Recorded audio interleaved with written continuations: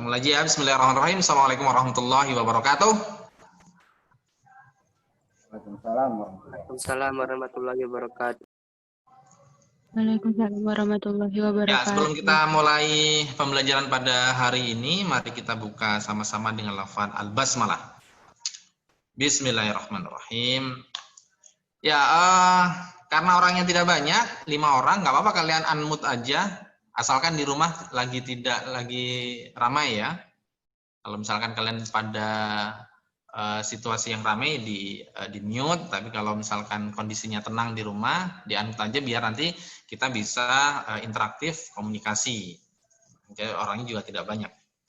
Ya, materi kita pada hari ini adalah materi pertama di semester genap 2020-2021, yaitu dasar-dasar berpikir komputasi. Nah, sebelumnya kenapa materi yang diberikan di kelas 10 adalah dasar-dasar berpikir komputasi? Ini sebagai materi pengantar nanti kalian kelas 11 akan melaksanakan programming.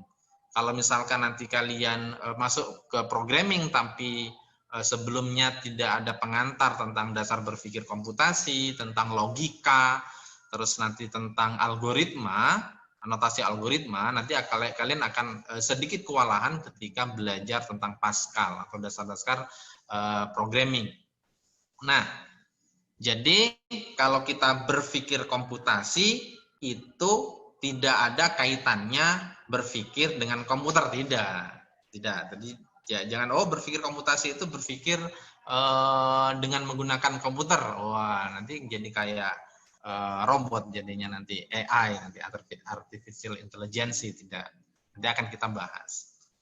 Ya, sebelum ke sana saya ada satu kasus dulu, coba kalian ada yang bisa. Oh ya, sebelumnya apa yang akan kita pelajari pada pertemuan kali ini ada 3, yaitu konsep dasar berpikir komputasi, terus proses dekomposisi, abstraksi, representasi data, dan juga pola, atau nanti kita sebut sebagai langkah-langkah berpikir komputasi itu apa saja. Dan yang selanjutnya adalah memecahkan suatu kasus yang membutuhkan penyelesaian dengan berpikir komputasi. Nah, sekarang saya balik. Saya akan kasih kasus terlebih dahulu, biar kalian paham apa sih sebenarnya berpikir komputasi itu. Oke, ini. Ya, ada yang bisa. Berapakah hasil penjumlahan bilangan 1 sampai 100? Ada yang bisa? Yo, Yunus, ada 5 orang tadi ya. Yunus, Nadia, sama tadi ada Rizik, nggak tahu Rizik masih ada atau belum. Ada Novri atau siapa tadi? Coba.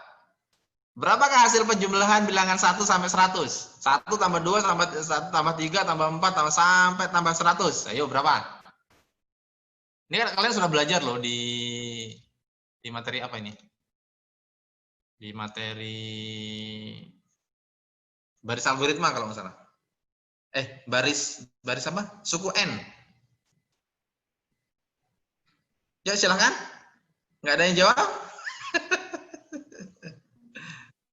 5.050, Sir.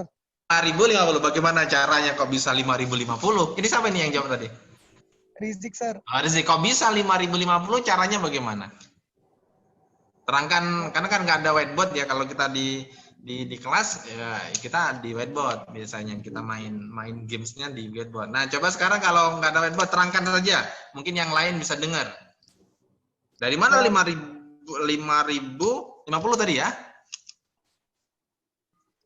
Menggunakan deret aritmatika, Sir. Pakai rumus. Caranya?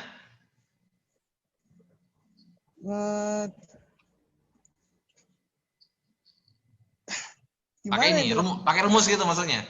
Iya, Sir. Rumusnya apa? Sn sama dengan N per 2, buka kurung, 2A tambah buka kurung N kurang 1, tutup kurung, B tutup kurung, Sir. Rumusnya dapat dari mana? Dari Brandly, Sir. Dari Brandly. Iya. Nah, bagaimana cara menemukan rumus itu? Nggak tahu, Sir. Nggak tahu ya. Caranya adalah dengan Brandly ya. Nah, betul. Ini tinggal balik aja. Jadi Kalau sebenarnya rumus tadi itu kan sudah ditemukan orang ya. Nah, rumus itu adalah langkah terakhir. Nah, ini. Jadi rumus tadi, namanya adalah rumus deret N itu, yang SN tadi, itu adalah langkah terakhir dari berpikir komputasi, yaitu algoritma desain atau membuat sebuah algoritma atau membuat sebuah rumusan yang mana rumus tersebut bisa diaplikasikan di kasus apapun. Nah, gitu. Jadi kalau misalkan ada kasus lain, berapa hasil penjumlahan dari 1 sampai 1000, tinggal masukkan aja algoritma desainnya tadi. Nah, sekarang bagaimana? Kok dari mana kok bisa? Nah, gitu. Berpikir komputasi adalah ini kan sesuatu yang ini ya. Sesuatu yang kompleks. Ada masalah kompleks nih. Masalahnya adalah bagaimana cara menjumlahkan bilangan 1 sampai 100. Kalau konvensional bisa juga pakai kalkulator 1 tambahin, tambah 2, tambah 3, tapi membutuhkan waktu yang lama kan? Nah, ketika nanti ada kasus yang lain yang serupa, contohnya adalah 1 sampai 1000, masa 1000 kali harus dijumlahkan? Kalau sampai 1 juta, masa 1 juta kali harus dijumlahkan? Berpikir komputasi tidak seperti itu. Berpikir komputasi adalah menyelesaikan permasalahan kompleks dengan menguraikan dan lain sebagainya, sehingga nanti ketemulah satu desain atau satu pola yang bisa digunakan untuk masalah lain. Nah, gitu. Contoh kasus lain. Bagaimanakah cara menggambar ban mobil? Apa langkah pertama?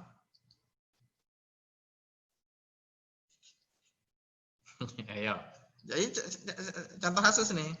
Bagaimana cara menggambar ban mobil? Langkah pertama apa? Buat lingkaran. Nah, yang langkah pertama adalah buatlah lingkaran sempurna kan? Bisa menggunakan koin, bisa menggunakan jangka. Nah, tapi itu akan sama kasusnya dengan bagaimana cara menggambar jam dinding. Kan sama. Langkah pertama adalah buatlah lingkaran sempurna. Entah pakai jangka atau bisa menggunakan koin. Nah, menyelesaikan banyak kasus semisal dengan pola atau dengan desain yang sama. Oke, penyelesaiannya gini.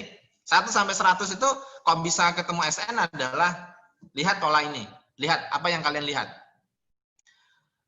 Ketika kalian uraikan proses penguraian ya, ini adalah menguraikan masalah. Ini masalah. Masalahnya adalah berapakah hasil penjumlahan angka 1 sampai 100. Oke, langkah pertama kita uraikan. Langkah pertama ini, kalau mau kita berpikir ini ya, berpikir komputasi, yang pertama, ketika kita ada masalah, uraikan. Kita uraikan, 1 tambah 2 tambah 3 tambah 4 tambah 5 tambah 6 sampai tambah 97 tambah 98 99 sampai 100. Kita uraikan. Oke, jadi. Langkah kedua, temukan polanya. Apa pola yang di sini? Lihat polanya. N tambah 1. Nah, lihat polanya. Ini pola ini. Ketika kita pasangkan, hasilnya pasti akan sama. 1 kita pasangkan dengan 100, hasilnya 101. Betul kan? 2 kita pasangkan dengan 99, hasilnya 101.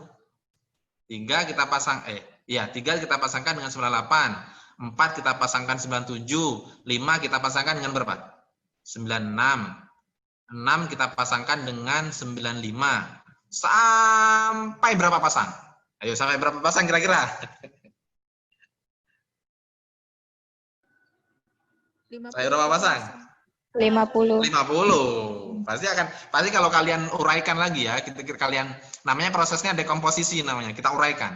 Kita dekomposisi, kita uraikan, terus kita lihat polanya. Oh, polanya ternyata sama. Ketika kita pasangkan antara satu bilangan dengan bilangan pertama dengan bilangan terakhir dan seterusnya sampai 50 pasangan, ternyata hasilnya adalah semuanya 101.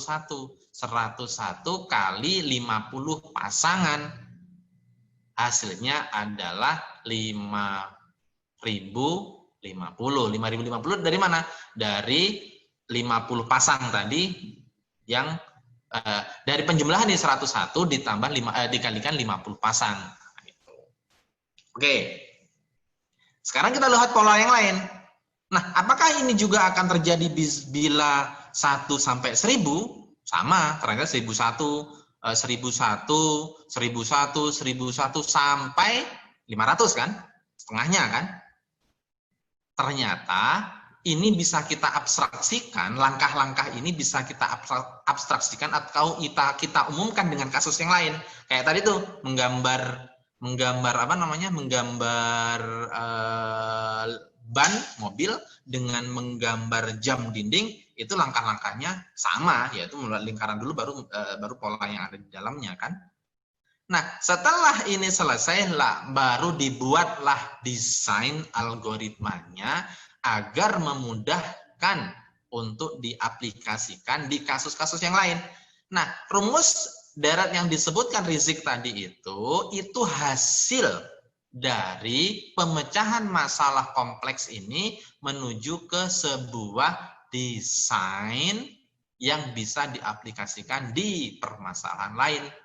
Maka suku ke N itu adalah N 100 dibagi 2. Kenapa dibagi 2? Kita kan jadi paham sekarang ini. Kita jadi paham, oh kenapa kok dibagi 2? Ternyata 1 sampai 50 ketika dipasangkan itu ada 50. Oh 50 itu adalah setengah dari N. Di dalam kurung A ditambah UN, hasilnya adalah 50-50. Jadi ketika kita aplikasikan 1 sampai 1000, ini dan lain sebagainya, pasti hasilnya akan sama. Ini adalah kasus, contoh kasus. Oke, contoh kasus yang lain. Bagaimana cara bagaimana kalau yang dibuat saya buat di dalam modul, bagaimana cara membuat brownies yang efektif dan efisien kan. Nah, itu juga bisa kita aplikasikan dalam sebuah bisnis. Ketika kita mencetak sekian, hasilnya sekian. Ketika kita membutuhkan sekian, adonan berapa yang kita butuhkan, dan seterusnya. Nah, ketika kita sudah membuat sebuah ramuan, nah ramuan itulah disebut sebagai algoritma design yang bisa diaplikasikan nanti untuk memasak pada waktu kedua, waktu ketiga, dan selanjutnya. Jadi kalau dari sini kita lihat langkah-langkahnya ada berapa tadi? Apa yang kita lakukan? Yang kita lakukan ketika dari mulai pertama, menyelesaikan masalah ini sampai muncul rumus ini. Berapa langkah kita butuhkan tadi itu? Ada 4 langkah ya. Apa langkah pertama? Apa yang kita lakukan tadi? Menguraikan. Ya, menguraikan. Langkah pertama adalah menguraikan sebuah masalah. Kalau kalian ada masalah besar, uraikan terlebih dahulu di mana poin masalahnya.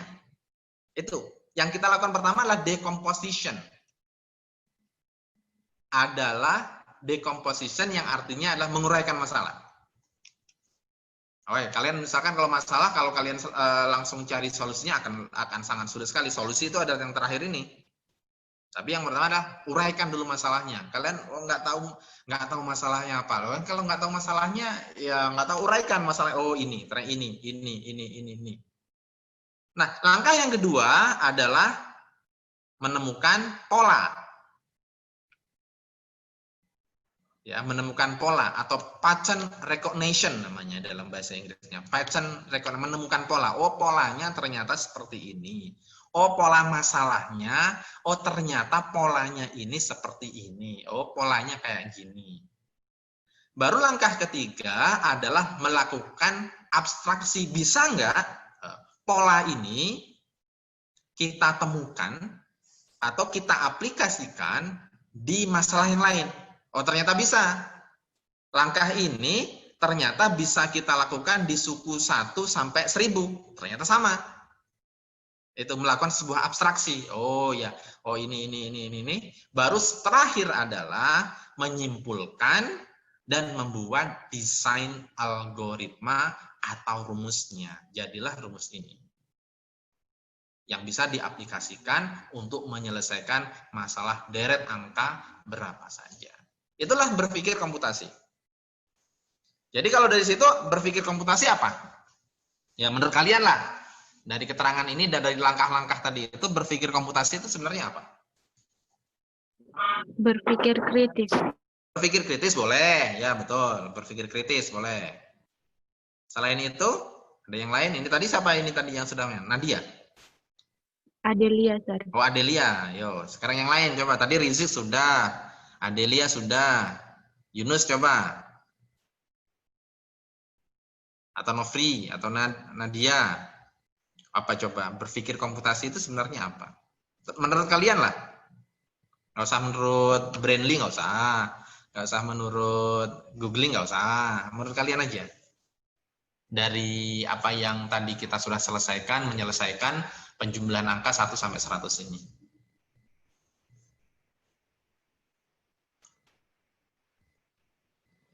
Nggak ada Yunus? Oh, Yunus nggak ada. Memecahkan masalah, Bi. Memecahkan masalah? Betul? Betul? Betul itu. Ini siapa tadi? Ini tadi siapa yang nyampaikan? Adelia lagi? Nadia, Bi. Oh, Nadia ya. Tadi ada berpikir kritis. Oke, betul. Terus ini ada Nadia menyampaikan menyelesaikan masalah. Betul. Ada lagi tambahan? Dari Yunus atau Nofri ini? Ayo. Apa ya kira-kira?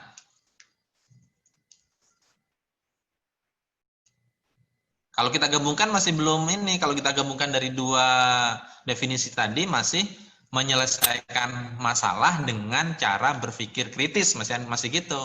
Nah, kita tambahkan ya. Kita tambahkan dengan menggunakan langkah-langkah.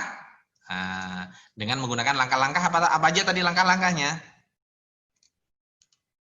Menguraikan, menemukan pola, melakukan abstraksi dan membuat desain algoritmanya. Ya itulah. Itu kalau kalian mau ambil definisi itu boleh. Oke.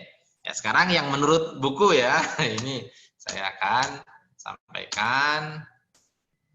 Ya betul tadi itu bahwa berpikir komputasi itu atau computational thinking itu melatih otak kita untuk berpikir kritis tadi itu, logis dan terstruktur. Jadi kalau ada masalah, kalian akan terbiasa nanti kalau misalkan komputer itu berpikirnya runut dia. Jika ini maka ini, jika ini maka ini, kan jika ini mana runut dia. Jadi kalau kita menyelesaikan sebuah masalah besar juga, kalau kita runutkan, kita strukturkan, masalah besar itu akan menjadi sebuah masalah-masalah kecil yang bisa kita selesaikan satu-satu. Nah, orang yang punya masalah besar, sebenarnya kan masalah besarnya itu adalah kumpulan dari masalah-masalah kecil kan. Kalau masalah besar tidak bisa diselesaikan, uraikan dulu masalah besarnya itu menjadi masalah-masalah kecil. Masalah kecilnya itu diselesaikan satu persatu. Ketika masalah-masalah kecil itu selesai, maka masalah besarnya itu juga akan selesai. Nah, berpikir komputasi kayak gitu. Terstruktur. Nah, untuk logis nanti akan kita pelajari pada pertemuan yang akan datang. Kita akan berpikir dengan menggunakan logika pada pertemuan yang akan datang. Ya, betul ya. Ini tadi. Ya. Tadi berpikir komputasi yaitu metode pemecahan masalah kompleks dengan cara memahami permasalahan tersebut berdasarkan teknik yang digunakan oleh software engineer dalam menulis sebuah program. Waduh, susah itu ininya ya, definisinya. Kalau definisi kalian tadi lebih mudah tadi. Apa definisi kalian tadi? Computational thinking adalah memecahkan masalah, berpikir kritis. Dengan berpikir kritis, dengan cara apa tadi? Dengan berpikir kritis dengan cara menguraikan dan menemukan pola, abstraksi dan menyimpulkan mengambil sebuah solusi. Ya, itu lebih mudah daripada ini. Ya, memang kalau kalian nanti mengambil jurusan manajemen informatika atau nanti pokoknya berkenaan dengan informatika ketika kuliah, kalian akan banyak berkecimpung dengan software engineering. Nah, di software engineering berpikirnya itu menggunakan berpikir yang terstruktur. Nah, biasanya kalau orang komputer itu berpikirnya struktur karena menyelesaikan masalah, membuat program ini. Nah, kita harus strukturnya harus tersusun. Karena kalau strukturnya di tengah-tengah ada salah sedikit saja, maka softwarenya tidak akan bisa berjalan. Atau kan ada bug istilahnya, ada errornya nanti di sana. Nanti akan kita pelajari dalam membuat notasi algoritma. Nanti akan kita membuat bagaimana sebuah langkah-langkah software engineering itu dalam algoritma. Nah, ini ya langkah-langkahnya tadi ada 4, ya betul. Tadi di komposisi ada pattern recognition, terus ada abstraksi, ya memilah-milah informasi, membuat generalisasi sifat dan lain sebagainya. Baru perancangan algoritma atau algorithm design, membuat sebuah rumusan, membuat langkah-langkah, itu juga termasuk dari perencanaan algoritma. Semua apa saja, bisa saja membuat algoritma itu membuat rumus, misalkan bagaimana cara menanak nasi menggunakan magic jar. Nanti langkah-langkahnya ketika sudah jadi, langkah-langkah itu juga bisa disebut sebagai algorithm design. Tidak hanya rumus tadi itu saja ya, tapi langkah-langkah yang kita buat untuk menyelesaikan sebuah masalah dan bisa diaplikasikan untuk menyelesaikan masalah yang lain juga, itu disebut sebagai algorithm design atau perancangan algoritma. Nah, udah selesai. Kan simple apa yang kita pelajari pada hari ini yang berkenaan dengan algoritma berkenaan dengan berpikir komputasi. Oke, ya. Itu yang kita pelajari pada hari ini. Apa saja yang kita pelajari hari ini? Yang pertama adalah konsep dasar komputasi ya. Berpikir komputasi bukan berarti berpikir komputer, tapi berpikir seperti bagaimana software engineer itu menyusun sebuah program, nah, gitu. Yaitu berpikir terstruktur. Nah, tadi itu kalau lebih terstrukturnya secara definisi ini, kalian juga tadi sudah menemukan satu definisi sendiri, juga boleh digunakan untuk mendefinisikan apa itu berpikir komputasi. Langkah-langkahnya juga sudah ada 4, ini sebagai langkah-langkah bagaimana kita bisa berpikir menyelesaikan sebuah masalah, yaitu dengan cara menguraikan, memecahkan data, dan lain sebagainya, baru melihat pola pada masalah tersebut, baru melakukan abstraksi, yaitu menjelaskan sebuah sifat atau memilah informasi yang ada, baru membuat sebuah langkah-langkah algoritmanya atau langkah-langkah rumusan pemecahan masalahnya. Nah, itu yang kita pelajari pada hari ini. Pada pertemuan yang akan datang, kita akan belajar tentang logika. Untuk modul, itu sudah saya upload di psikologi. Untuk modul kalian bisa download. Untuk kuis juga sudah ada, kuis 1. Kalau yang kemarin kan masih tugas ya. Kalau tugas itu nanti jatuhnya ke praktikum. Kalau kuis itu jatuhnya nanti ke penilaian kognitif. Kerjakan yang kuis kemarin yang ada di dalam modul nggak usah dikerjakan. Nah, kuis yang dikerjakan itu ya bukan yang ada di dalam modul, tapi yang ada di psikologi. Nah, itu yang dikerjakan. Nah, kemarin saya kasih itu sebagai nanti gambaran, nanti soal-soal di ulangan harian nanti akan mengambil dari situ juga. Itu saja, ada pertanyaan?